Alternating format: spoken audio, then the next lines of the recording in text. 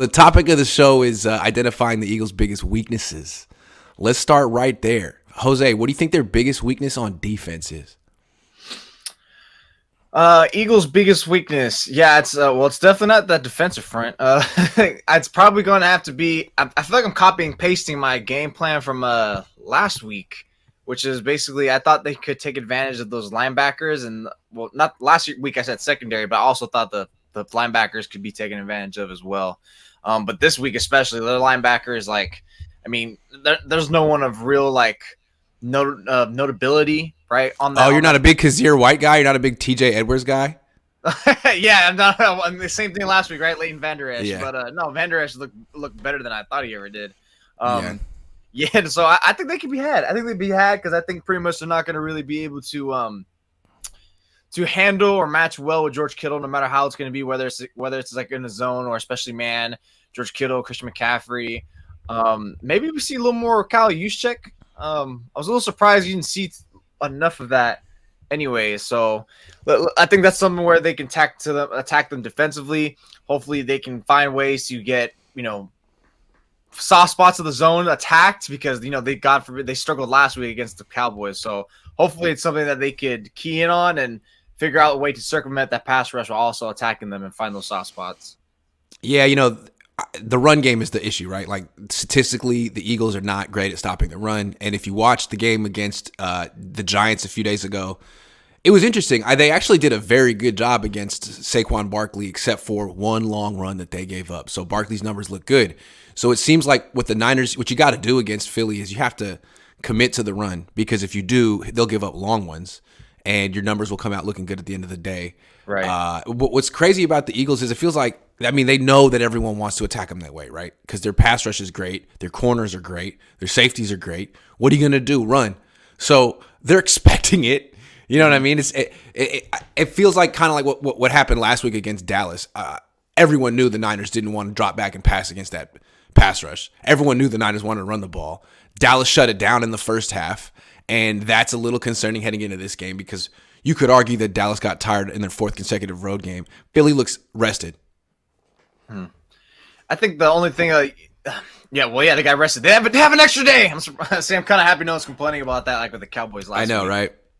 Yeah. But I think I was looking at runs of the those pass rush run stop win rates that ESPN does. They have the Eagles middle of the pack. I think it's 14th. So that's a place they could probably even like look to attack them as well, and maybe they'll have better success than against Dallas. But then again, Dallas on that same scale is ranked like around like the bottom third of the league in terms of team run stop win rate. So I mean, you take that with a grain of salt because last week they were completely just demolishing the 49ers offensive line. I think it's also like a thing of toughness and expectancy. It's pretty much just like we're just going to take away the run and force this guy Brock Purdy to beat us, and hopefully he throws into a mistake, which he almost did. He almost threw into him like several mistakes that game, and he was pressured half the time. But I think it's still something that you still got to tap into. They probably could. The Eagles probably could be had because what's better way, especially on the road, to really gain momentum, right, and gain stranglehold of the atmosphere, the home crowd, is by running the football and just controlling the clock and really bleeding it out. You mentioned a minute ago pass rush win rate, which is a tongue twister, and you said that Dallas is up high in the league and Philly's tied, middle of the pack.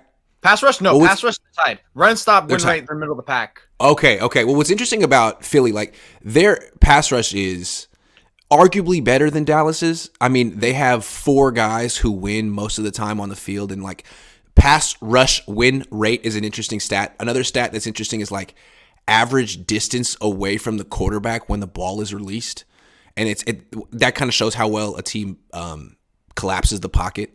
And everyone on every single pass rusher on this team is like above average, like really close to the quarterback. So it seems like with Purdy, he's not a big guy. He's not like freaking Trey Lance or Ben Roethlisberger, who theoretically could just make throws with bodies all around him. He kind of needs a little bit of space. He creates space by scrambling. The Niners are probably going to have to create spaces for him. I know we're trying to talk about the Eagles' weaknesses on defense, but there's not that many. There's really not that many. So, yeah, run the ball, sure, but it's not that simple. Like, that's what we said it was going to be that simple last week.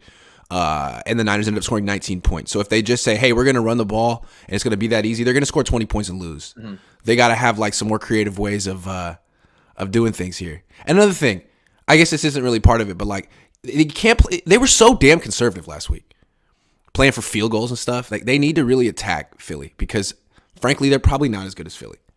If they played this game 10 times, Philly would probably win more than 5 times. So the Niners have to approach this like they're the underdog and they got to take it to them on the road. That's got to be the mentality here. I didn't come away. Well, there was some conservativeness, yeah, for sure. There always is in a Kyle Shanahan game plan, but I don't know. I came away just watching that first half, especially watching all 22. Was like they weren't necessarily like playing that conservative. They were taking chances. I was even thinking to myself, I was like, I think I wrote in my notes somewhere saying, "Damn, they're kind of dropping back and trying to attack deep a lot with Brock Purdy," and that's no wonder why the guy was under pressure like half his dropbacks. It's just every time he's going. Every time, literally, they're actually calling deep shots. They weren't where the Cowboys were looking for everything 10 yards and within the line of scrimmage. The everything for the 49ers was like trying to get around 10 yards or deeper, and they were just covering up. And then he was just getting pressured. It felt like they were trying a little too much with that, rather just taking what underneath stuff. But I thought they were real conservative at the end of the first half, running the clock down on themselves. No, first half, yeah, that's always come on. There's no debate. They didn't take a shot at the end of the first half. They threw a screen. And they one hopped it and it stopped the clock. I mean, I don't know, man. Yeah, that's end of the first half. Yeah. I'm not going to use that to judge the whole first half. It just felt to me kind of like how Kyle coached in the Super Bowl. Kind of ran the clock down yourself at the end of the first half. You weren't super aggressive in the red zone. You came away with 20 points and blamed your defense. Although he almost cost the team too. He was yelling at Purdy, but it's like, Kyle, you put him in that situation. Exactly. It's literally your fault. Exactly. All right, so I don't think we have any more weaknesses. Philly's defense. Basically, the Niners have to run the ball, stick with it, because if they do, some big runs will pop. And it's like the Niners have multiple runners who can get big chunk yardage. So stick with it.